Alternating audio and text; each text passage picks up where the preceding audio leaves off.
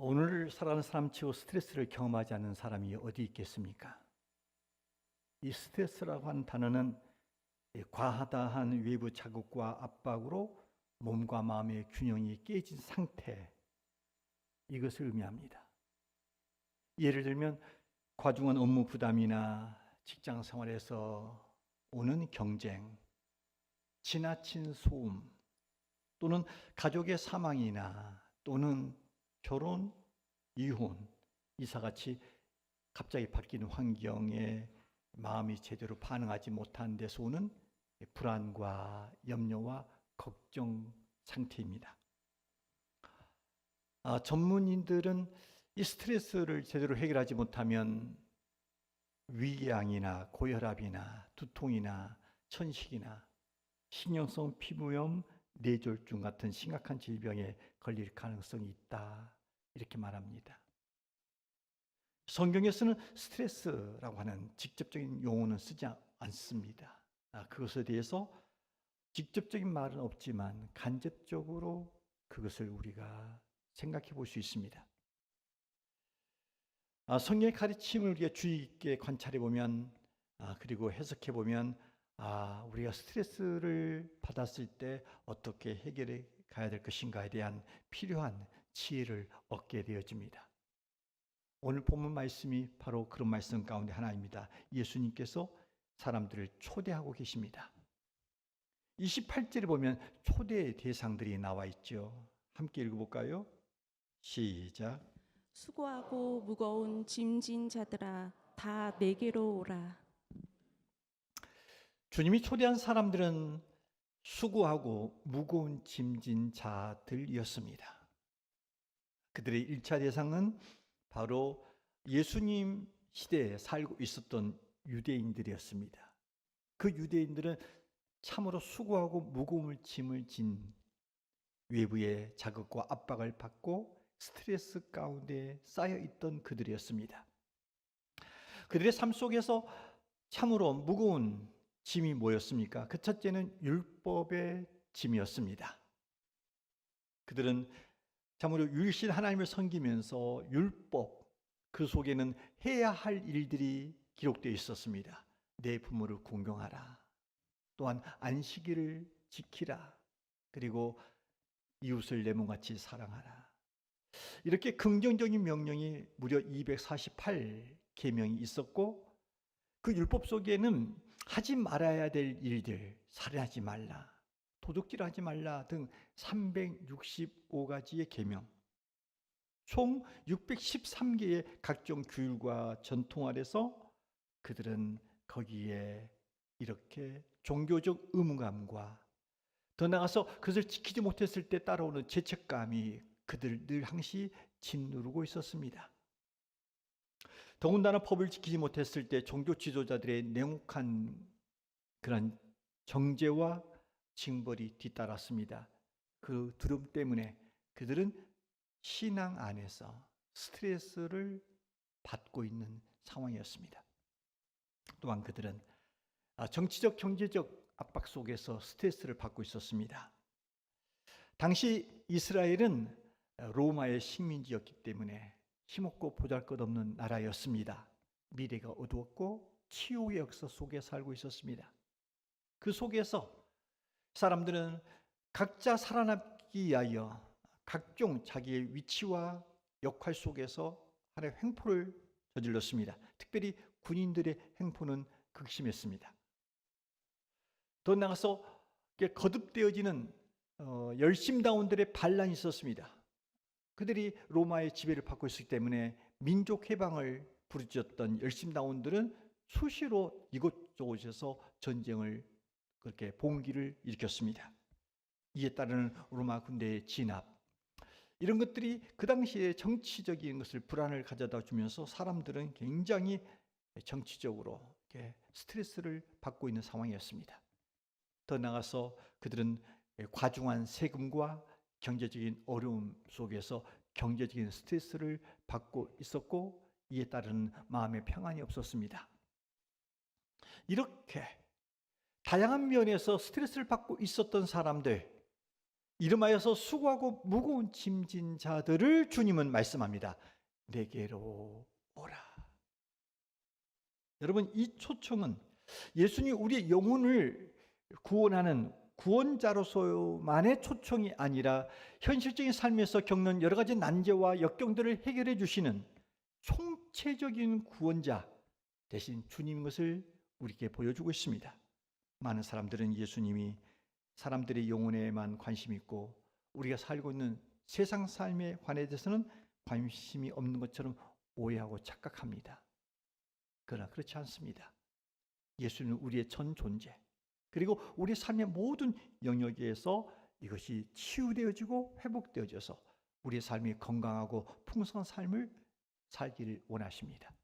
따라서 삶의 영역에서 이 스트레스를 받을 때 우리는 그 스트레스 문제를 주께서 내게로 오라 이렇게 말씀하셨기 때문에 우리는 주님 앞에 나와야 됩니다.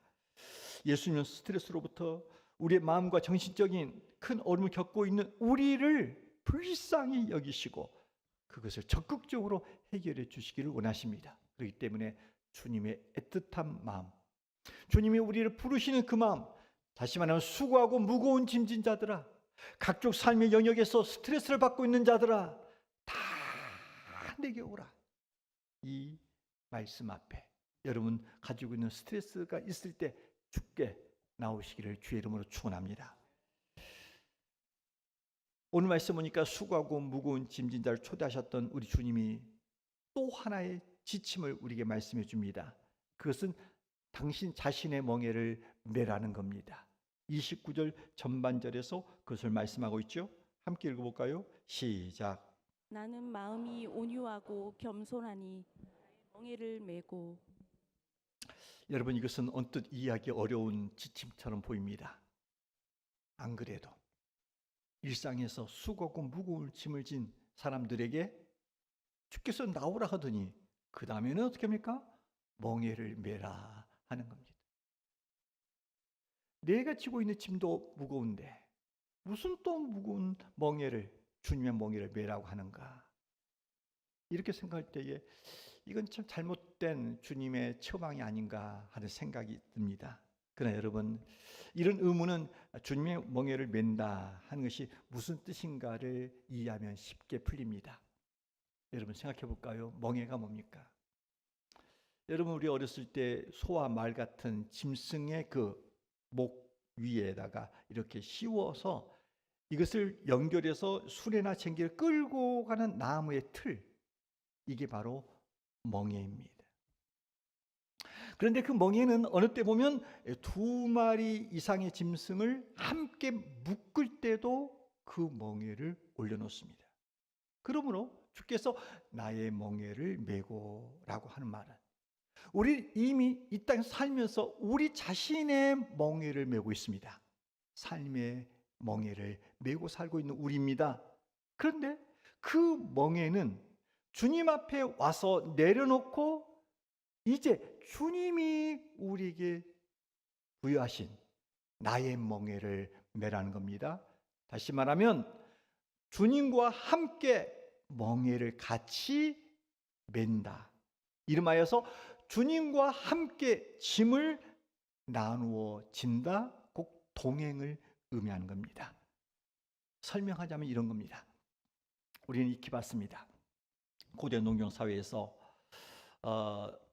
멍에를 멜 때 2마리의 손을 함께 우리가 묶어서 밭을 가는 경우를 보게 되어집니다.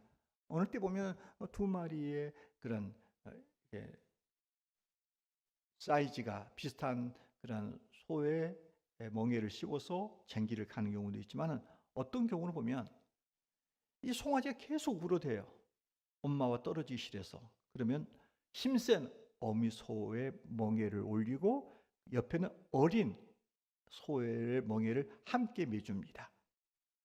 그러면 어린 소는 혼자 애쓰지 않아도 그 무게의 대부분을 엄마 소, 큰 소가 감당하게 됩니다. 우리가 주님과 멍에를 맨다고 하는 것은 사실 우리가 짐을 지는 것이 아닙니다. 주님이 우리의 삶의 무게를 다 져주시고 단지 우리는 주님과 곁에 보조를 맞추고 함께 가는 것에 불과한 겁니다. 또 이렇게 생각해 볼까요? 우리는 어린아이가 이렇게 아버지와 함께 여행 가방을 든다고 해봅시다. 여러분, 아이한테 그냥 혼자 걸어가라, 내 손 잡고 걸어가자 그러면 아이는 때로는 아니라는 겁니다. 아빠가 짐을 지고 있기 때문에 그 가방을 함께 들어준다고 아이가 이렇게 가방을 손을 붙잡고 이렇게 걷게 되어집니다. 아이는 정말 가방의 한 켠의 끈을 붙잡고 가고 있습니다만 실제적으로 무게는 누가 다 들고 있습니까? 아버지가 다 들어주는 겁니다. 그러나 아버지는 아이에게 함께 동행하는 차원에서 그렇게 동참을 시키고 있는 겁니다. 주님의 멍에를 맨다는 것은 때로는 우리의 인생 삶 속에서 우리를 훈련하시고 우리와 동행을 시키시는 하나님의 은총입니다. 하나님의 초청입니다. 우리를 주님의 멍에를 매라고 하는 아니라 우리를 짓누르고 어렵게 만들고자 하는 주님의 악심이 아닙니다. 나가서 여러분, 우리는 때로는 연애 시절 때 그런 경험 있지 않습니까? 여러분, 두 사람이 탄 2인용 자전거를 타는 경우가 있습니다. 그때 맨 앞에 힘이 약한 여성을 태운 일은 거의 없습니다. 어떻게 합니까? 앞자리는 주로 누가 삽니까? 힘이 센 남자가 핸들을 붙잡고 그리고 페달을 강하게 밟습니다. 그러면 뒤에 있는 아가씨는 뭡니까? 뒷자리에서 흉내만 내고 이렇게 따라옵니다. 여러분, 우리 앞자리에는 늘 주님이 앞에 타시는 겁니다. 그리고 그분이 방향을 잡고 힘차게 페달을 밟는 겁니다. 뒤에 있는 우리는 조금만 힘을 보태면 됩니다. 그러면 그 언덕길도 넉넉하게 이겨나갈 수 있고 건널 수 있습니다. 그러니까 혼자 인생길을 우리가 올라갈 때 버겁고 힘들지만은 그 인생길 내가 걷는 게 아닙니다. 주님이 우리 앞에서 이끌어 주심으로 우리가 뒤편에서 다만 안전하게 걸 수 있는 것입니다. 이처럼 주님의 멍에를 맨다 하는 것은 주님이 이미 우리의 삶의 무게를 다 담당하신 겁니다. 다만 우리는 주님과 보조를 맞추어서 그렇게 주님을 배우고 따라갈 뿐입니다. 그러기에 주님이 우리에게 말합니다. 내 멍에는 가볍고. 그렇습니다. 주님의 멍에는 무겁지 않습니다. 가벼운 겁니다. 다만 주님과 함께 이렇게 같이 멍에를 메면 그 멍에를 메는 그 속에서 함께 보조를 맞추면서 동행을 하면서 그 속에서 주님의 사랑을 느낍니다. 주님의 숨결을 느낍니다. 주님의 마음을 알게 됩니다. 그러면서 우리가 쉼을 얻는 겁니다. 여러분, 그렇습니다.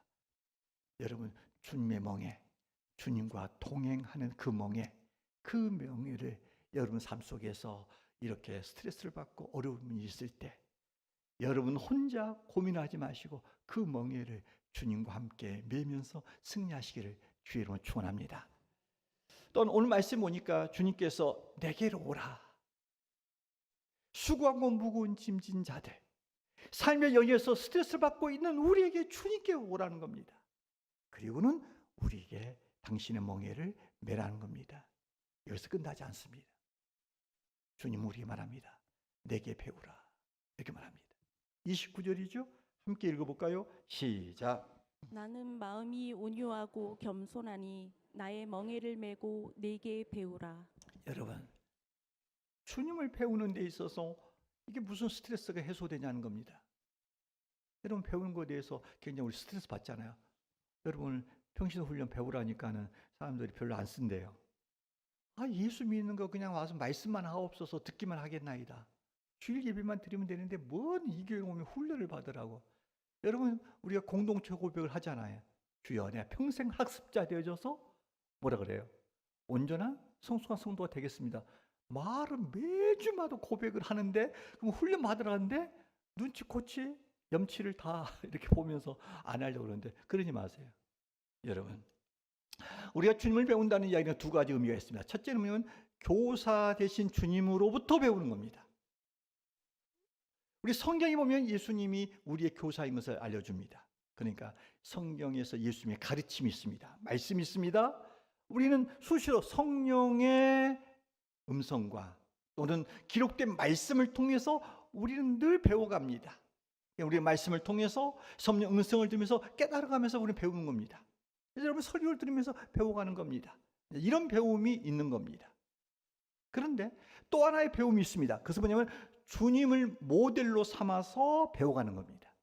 이 이야기는 무슨 말이냐면 우리가 스트레스를 지금 이야기를 하고 있거든요. 그러니까 이 땅에서 예수님이 살아가시면서 스트레스를 받는 그 상황 속에서 예수님이 어떻게 처신을 했는가, 이 처신법을 우리가 배워가면서 우리 안에서 그분을 알아가는 겁니다. 그러면 오늘 우리가 이렇게 생각해 볼 수 있습니다. 예수님이 도대체 이렇게 많은 스트레스를 받을 수 있는 상황 속에 당신이 사셨습니다.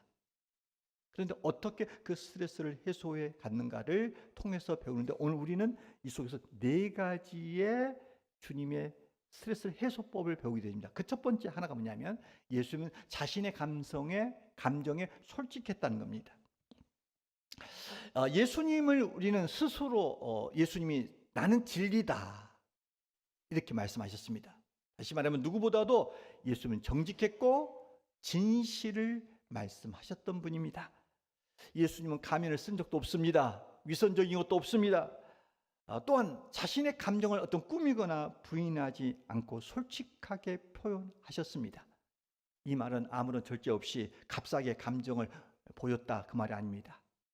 바리새인처럼 종교의 가면을 쓰고 경건의 모양을 드러내기 위해서 감정을 또 조작하지도 않았습니다. 복음서에 보면 예수님이 솔직하게 자신의 감정을 늘 표현하는 사례가 몇 가지 나오는데, 첫째는 슬픔입니다. 주님은 그 사랑하는 친구 나사로가 죽었을 때 슬퍼하셨습니다. 그래서 눈물을 흘렸다고 말합니다.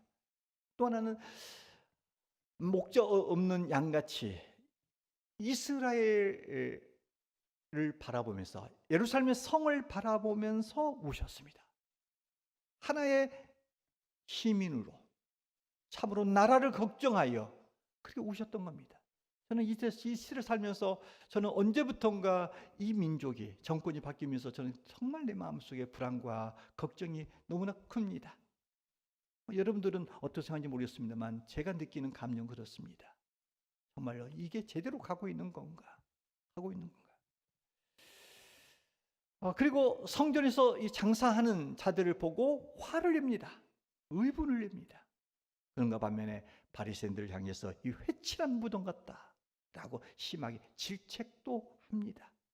그리고 가장 원초적인 감정을 보여준 사건이 있습니다.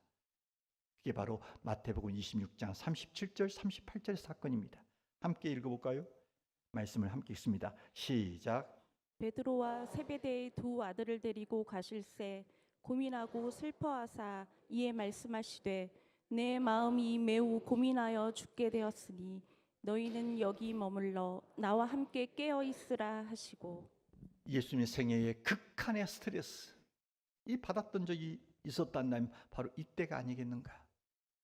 엄청난 압박이 주님의 마음과 몸과 영혼을 짓눌렀습니다.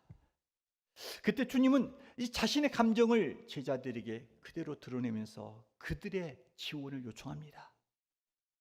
내가 고민해서 죽겠다고, 나를 위해서 기도해 달라고 말합니다. 여러분, 감정 자체는 나쁜 것이 아닙니다. 예수님을 믿는다고 해서 우리 안에 있는 감정, 슬픔이나 두려움, 이 부정적인 감정이 없어지는 건 아닙니다. 그러나 주의할 것은 이 믿음의 가정에 우리가 슬픔을 당했을 때 가서 위로를 하러 갑니다. 그때 조심하셔야 될 말이 있습니다. 우리가 장례 가운데서는 호상이 있을 수 있고 참으로 슬픔의 장례가 있습니다. 그 속에서 이렇게 웁니다. 그때 우리가 생각 없이 이렇게 말합니다. 울지 마. 고인은 이 세상보다 더 좋은 천국 같잖아. 당신 먼저 가. 뭘 그리 슬피 울어? 그러면서 그렇게 울면 사람들이 믿음이 없다고 그래.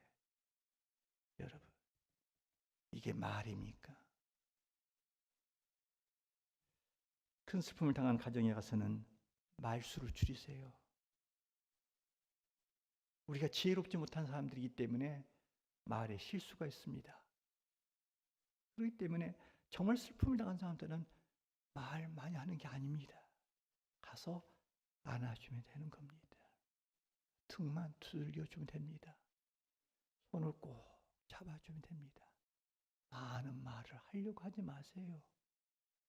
엘리야가 나는 죽게 되었다라고 로뎀나무 믿었을 때 우리 하나님이 찾아오셔서 하신 일이 뭐예요? 천사를 통해서 한 일은 옆구리를 찬 게 아닙니다. 너 선지자가 지금 무슨 짓 하고 있어? 책망하는 게 아닙니다. 그저 말없이 등을 어루만져 줬다. 이렇게만 표현되어 있습니다. 여러분, 믿는다고 해서 감정이 부정되거나 억누른 감정을 가지고 사는 것은 바람직하지 않습니다. 물론 우리가 지나치게 감정적인 것이 상했을 때 드러내는 것도 조심해야 됩니다. 감정의 표현도 덕이 있어야 됩니다. 덕스럽게 이걸 완전히 풍지박산 만들고 상대방을 어렵게 만드는 감정의 표현이 아니라 뭔가 규모 있고 정서적으로 이렇게 아픔과 슬픔이 있지만 그것들을 잘 조절할 수 있는 것이 필요합니다.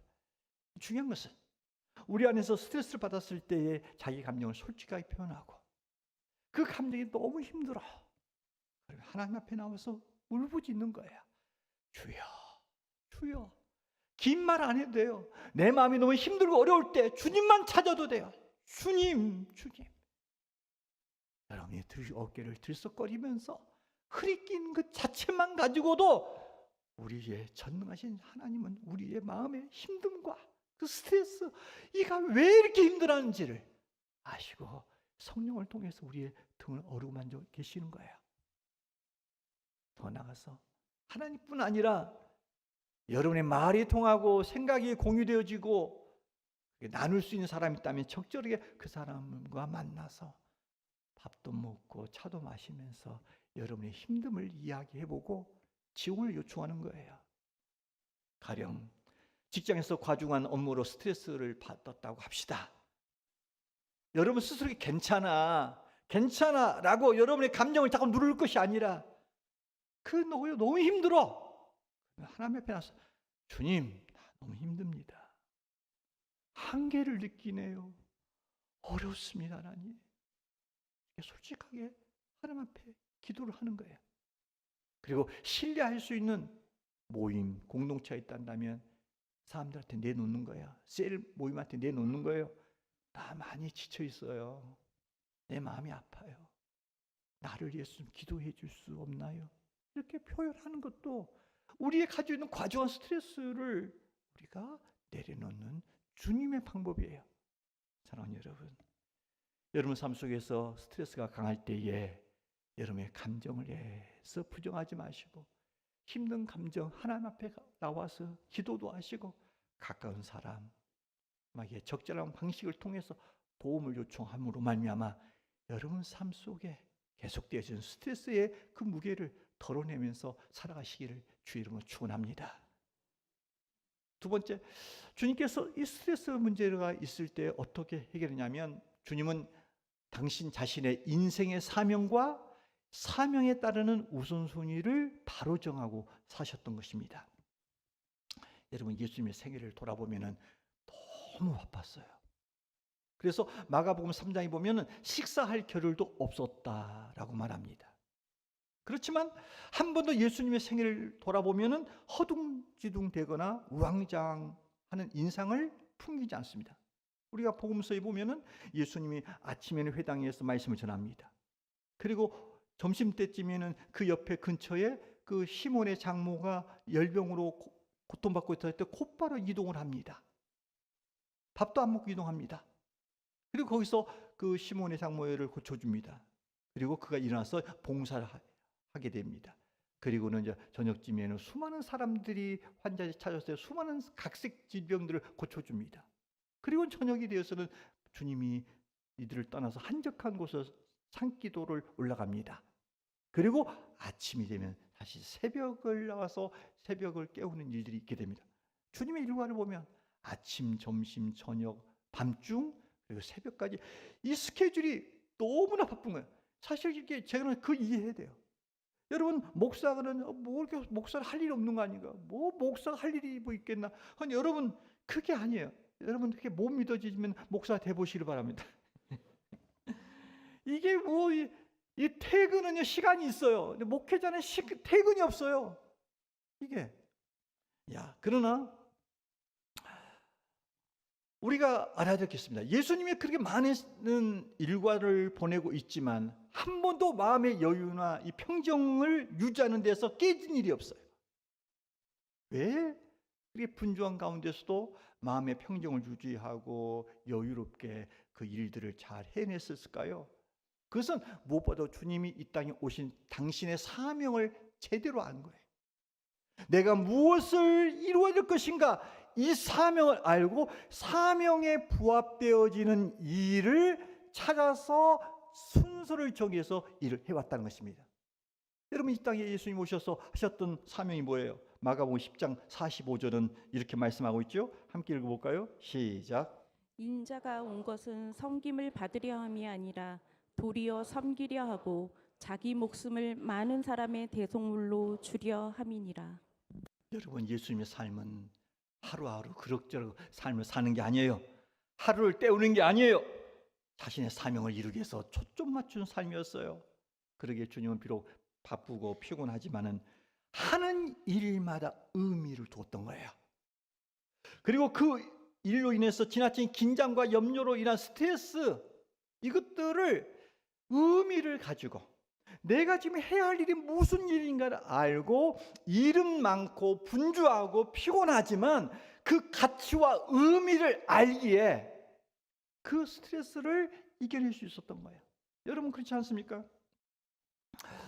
우리 삶 속에서 참으로 무엇보다도 내가 해야 할 일, 분명한 이유와의 목적을 아는 삶이 있게 되어지면 이건 삶의 하나의 방법이 달라집니다. 그저 방향 없이 초점 없이 분주한 가운데 살면 늘 힘들어요. 그러나 우리가 이게 진정한 해야 할 일이다, 내 사명이다 하는 일을 알게 되어지면 그 초점에 맞춰서 시간을 정해놓고 우선순위를 정해놓으면 일 자체는 많아, 힘은 들어. 그러나 스트레스는 좋은 거예요. 목회자들이 분주하지만 이 육체적인 압박에 받는 압박감은 있지만 이런 영적인 스트레스는 거의 없어요. 왜냐하면 이게 바로 우리의 내 사명이고 이게 주님을 위한 일이고 이게 교회를 세우는 일이고 이게 성도를 살리는 일이라는 것을 분명한 사명을 알기 때문에 그 안에 많은 일들이 있다 하더라도 그 안에서 해를 이뤄갈 수 있다는 것입니다. 여러분 생각해 보세요. 여러분의 삶에 있어서 진정 사명이 뭐예요? 이 땅에 하나님 나를 부르셔서 나를 택하시고 이 땅에 오늘의 이 시대에 나를 통해서 하나님께서 영광 받기를 원하시는 그 사명이 뭐냐는 거죠. 그 사명을 알고 거기에 맞추어서 거기에 준한 일들을 하면 아무리 바쁘고 힘들고 어려워도 우리는 의미를 알고 가치를 알기 때문에 우리가 스트레스를 덜 받을 수 있다는 겁니다. 저는 우리 교우들 누구나 다 바삐 살고 있는 줄 압니다. 분주하게 살고 있는 줄 압니다. 그러나 여러분 그 속에서 하나님 주신 사명을 깨닫기를 바랍니다. 그리고 사명에 맞춰진 일과를 우선순위를 정해놓고 살게 될 때에 우리가 다양한 이런 분주함 속에서도 스트레스를 이겨낼 수 있습니다. 저는 이런 지혜가 여러분의 있기를 주의 이름으로 축원합니다. 또 하나, 예수님이 이 스트레스의 문제를 어떻게 해결했는가? 분주함 속에서 하나는 뭐냐면 세 번째, 삶의 속도를 조절했다는 겁니다. 삶의 속도. 예수님은 늘 바쁘셨어요. 그런데 예수님은 일 중독자는 아니었습니다. 때로는 군중을 피하여서 벗어나서 한적한 곳에 가서 홀로 계셨습니다. 거기서 때로는 육체적인 힘도 누렸고 기도하시면서 정말 사역에 대한 정확한 진단과 이 하나님의 시간 속에서 내가 지금 어디쯤에서 무슨 일을 하고 있고 앞으로 어떻게 해야 될 것인가에 대한 것들은 성찰이 홀로 있으면서 해갔던 거예요. 마가복음 6장 31절에 보면은 예수님께서 전도 여행을 마치고 돌아온 제자들에게 이렇게 말합니다. 한적한 곳에 가서 잠시 쉬라 이렇게 말하죠. 자, 6장 31절 함께 읽습니다. 시작. 이르시되 너희는 따로 한적한 곳에 가서 잠깐 쉬어라 하시니 이는 오고 가는 사람이 많아 음식 먹을 겨를도 없음이라. 여러분, 우리는 바쁠수록 이 스트레스가 많을수록 속도 조절을 할 줄 알아야 됩니다. 쉼이 있는 삶을 살아야 됩니다. 우리의 쉼 가운데서 그 첫 번째 하나는 뭐냐면 육체적으로 잘 쉬어야 됩니다. 우리의 몸은 흙으로 빚어졌기 때문에 이것은 쓰는 것만큼 달아집니다. 우리의 몸은 무쇠가 아닙니다. 이 몸은 사람의 성전입니다. 정기적으로 여러분은 육체적인 힘을 갖지 않는다면 어느 순간 우리는 번아웃, 탈진을 가져오게 될 겁니다. 그리고 우리의 육체가 완전히 깨져버릴 겁니다. 저는 목회를 하면서 이런 실수를 종종 저질러 왔습니다. 저는 기질상으로 일하는 것이 너무 즐겁습니다. 잘 놀 줄을 몰라요. 그래서 월요일 날 되면 별로 가는 곳이 없습니다. 잘 가면 사우나나 가고, 좀 시간 되면 산이나 가고, 뭐 좀 더 있으면은 주일날 밤부터 다음 주 설교를 뭐 할 것인가를 착상을 하니까 이제 이렇게 뭔가가 하나님 주신 것들을 착해서 이렇게 있습니다. 그러면서 주어진 이게 과업을 성취한 것이 너무 저는 늘 즐겁습니다. 여러분 저와 함께 신앙생활을 해오시면서 느끼는 게 뭐였냐면 어느 집사님 그러더라고요. 목사님 너무 교회가 좋아요. 생동감 있고 박진감 좋다는 거야. 그런데 목사님 숨차요. 숨차다는 거예요. 왜냐하면 제가 보니까 수시로 성도들을 가만히 안 놔둬. 늘 그래서 이때쯤이면 이런 과제를 줘서 같이 우리가 목표를 갖고 가고 성취하고 조금 몇 년이 지나면 제 마음속에 또 그런 거 있죠. 제가 다행히도 이제 이렇게 은퇴를 생각해서 제가 말을 않고 있지만은 아마 제가 은퇴를 안 했다면 또 뭔가 터뜨렸을 거예요. 주차장이 부족해가지고 이제 또 무언가를 이렇게 했을 거예요. 아마 제 생각에는 뭐 너무나 많은 일들이 있어요. 그런데 그 일을 하면서 저는 보람을 갖는 거예요. 이게 이제 일 중독증의 하나의 부정적인 모습입니다. 그런데 문제는 이렇게 일을 쫓기다 보면은 따라오시면 체력이 뒷받치면 안 되는 겁니다. 그래서 일을 좋아하고 과업을 성취한 것을 너무 좋아하다 나머지 제가 체력이 뒷받침되지 않아서 몸에 큰 문제가 생겨서 9월 2일 날이면 제가 간 이식을 받은 지 만 10년이 된 날입니다. 저는 10년 동안 보너스 인생을 살아왔던 거죠. 그러면서 9월 2일 날 제가 만 10년이 된 그런 상태입니다. 몸 관리를 몸을 쉬지 못함을 통해서 큰 홍역을 치루었지요. 홍을 치르면서 주께서 저에게 들려주시는 주의 말씀이 있었습니다. 그게 로마서 14장 17절 18절 말씀입니다. 이 말씀이에요. 하나님의 나라는 먹는 것과 마시는 것이 아니요 오직 성령 안에서 의와 평강과 희락이라. 이렇게 의와 평강과 희락으로서 그리스도를 섬기는 자는 하나님을 기쁘시게 하며 사람에게도 칭찬을 받으리라. 이렇게 했어요. 저는 지쳐 있을 때 이 의와 평과 희락이 충분하지 않았어요. 늘 쫓기는 삶을 살다 보니까 사랑과의 관계 속에서 이런 의와 평강과 희락이 충분하지 않은 거예요. 혹시 여러분들 제가 그런 모습을 보였던 게 아니라 보였어요. 그것 때문에 마음에 혹시 상처했다면 저를 용서해 주시 바랍니다. 제가 이제 뭐 선한 의도로 했지만은 결과적인 면에서는 그렇게 하면 안 되는 거예요.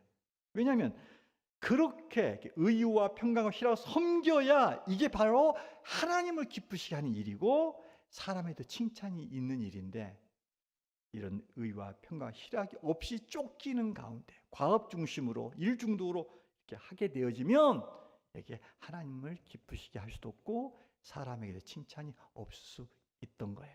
그러면서 육체는 무너지는 거예요. 그렇기 때문에 우리에게서 스트레스를 받을 때 속도 조절을 하면서 첫 번째 육체를 쉬어줘야 됩니다. 그런데 육체만 쉬어가면 안 돼요. 우리는 영과 정신도 힘이 필요합니다.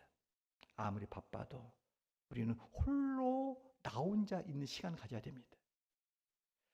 내가 쉰다고 할 때 사람들을 만나서 누구와 이야기를 하는 것, 그것이 쉼이 될 수 있는 기질일 수 있지만 때로는 그것이 사람 상대가 제일 힘든 겁니다. 그때는 좋은 것처럼 느꼈지만 그러나 우리의 정신 이런 것들은 홀로 있을 필요가 있습니다.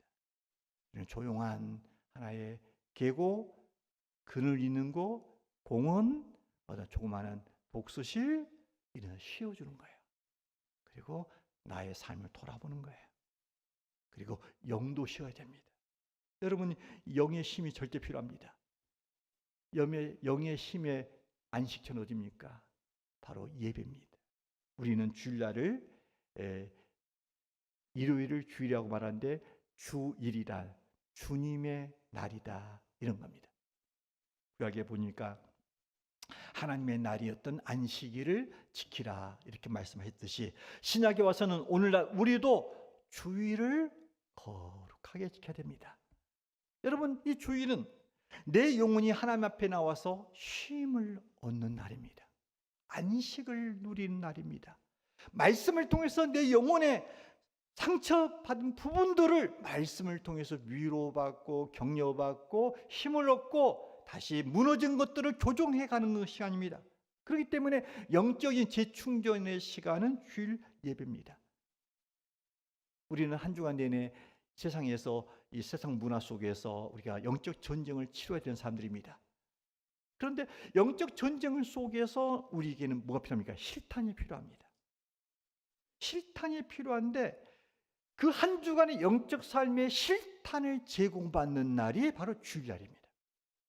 주일날 설교 말씀을 통해서 영적으로 승리할 수 있는 실탄을 지급받고 우리가 나가서 한 주간을 영적 삶에서 이겨낼 수가 있는 겁니다. 그런데 우리가 주일날 예배를 제대로 못 드려, 예배를 빼먹어, 성경적인 예배를 못 드려, 그러면 한 주간의 승리한 삶을 살 수가 없는 겁니다. 그러기에 여러분들 점점 갈수록 이 주일을 지키는 개념이 희박합니다. 우리 교인도 보니까 한 달에 늘 나오는 사람 아닌 사람들은 왜 숫자가 저희가 따지면 한 50명 될 겁니다. 그런데 왜 이게 충분하지 않냐면 저는 그랬어요. 아니야, 350명이 한 번 예배 좀 같이 좀 드려보자. 이게 또 꿈에도 소원이에요. 그런데 한 번도 그것이 안 이루어지는 거예요. 근데 그건 뭐냐면은 주일날 각자 자기 길을 가는 거예요. 영적인 쉼과 충전을 받아야 될 사람들이 거기에서 남편 말 듣고 또 자기 일과를 따지고 이렇게 해서 정령이 주일 예배를 온전히 지키는 거. 옛날에는 주일날 오후 예배만 빠져도 지옥 가는 줄 알았어요. 요즘에는 간땡이들이 부어가지고 요즘에는 몇 주째 안 나온 사람들도 있어요. 직분자들도 보면. 뭐 있냐 그러면 다 이유가 있어. 이유 없는 사람 어디 있겠어? 그러면 그 사람이 영적 삶이 승리할 수 있겠느냐? 천만의 말씀, 만만의 공덕이에요. 이건 영적으로 스트레스의 희생물이 될 수밖에 없는 거예요. 따라서 여러분, 아무리 분주한 삶 속에서도 삶의 속도를 조정하시길 바랍니다. 그래서 육체가 쉬어줄 때는 육체가 쉬어주고 정신이 쉬어줄 때는 정신적으로 쉬고 영적으로 쉬어줄 때 이렇게 속도를 조절하면서 쉼의 역사가 있기를 소망합니다. 원래는 한 대지가 더 있는데 오늘 하면 안 될 것 같아요. 여기서 제가 쉬어야 될 것 같아요. 그래야 스트레스를 안 받을 것 같아요. 제가 과감하게 지금 패스합니다. 여러분, 오늘 말씀을 통해서 우리는 예수님의 스트레스 압박을 피해가는 방법을 원래 4가지라고 이제 3가지밖에 안 했어요. 그래서 3가지가 뭐였어요? 첫째, 예수님은 자기 감정을 솔직하게 숨기지 않았다. 괴로울 때는 괴롭다 말했고 슬프면 눈물도 흘리셨습니다. 하나님 앞에서 그렇게 말했고 때로는 어떻게 합니까? 사람, 내 마음을 알아줄 수 있는 제자들하고는 이 마음을 나눴던 겁니다. 그런 것처럼 우리의 감정 솔직하게 하나님 앞에 때로는 지혜가 필요합니다만 사람들 앞에 나누는 이것들이 스트레스 해소의 방법과 하나입니다. 두 번째 뭐예요? 나의 사명과 우선순위를 제대로 하는 겁니다.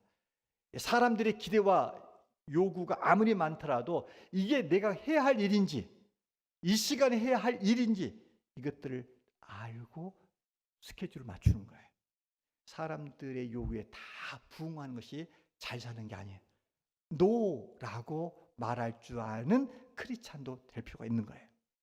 세 번째, 예수님의 삶의 속도를 조절했어요. 바빠요, 분주해요.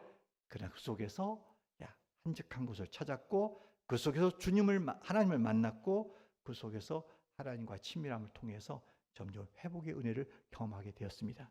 사랑하는 여러분, 우리가 오늘 말씀을 들었어요. 자, 우리가 이 말씀을 받아들여야 돼요. 결단해야 돼요. 어떻게 해요? 우리도 역시 스트레스 받는 상황이 되면 어떻게 해요? 감정을 억누르지 말고 하나님과 솔직하게 여러분의 마음을 내어놓기를 바랍니다.